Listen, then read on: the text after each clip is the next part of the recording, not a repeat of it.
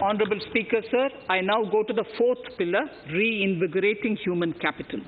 The national education policy announced recently has had good reception.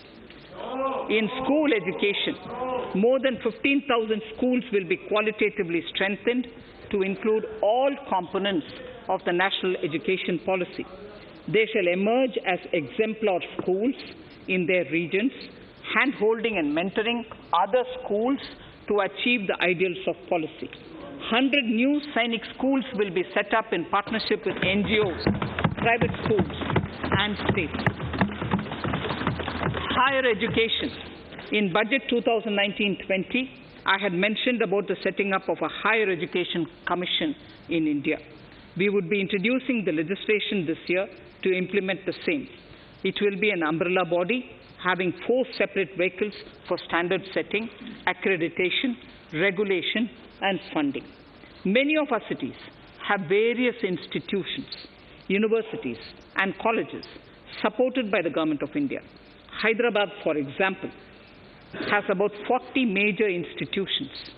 In 9 such cities, we will create a formal umbrella structure so that these institutions can have better synergy while also retaining their internal autonomy.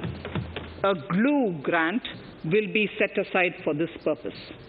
For accessible higher education in Ladakh, I propose to set up a central university in Leh.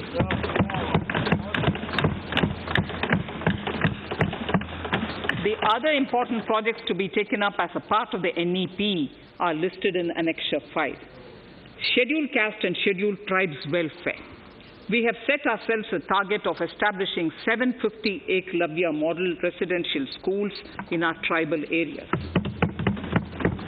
I propose to increase the unit cost of each such school from 20 crores, which is what it is now, to 38 crores, and for hilly and difficult areas to 48 crores. This would help creating robust infrastructure facilities for our tribal students. We have revamped the post-metric scholarship scheme for the welfare of scheduled caste students. I have also enhanced the central assistance in this regard.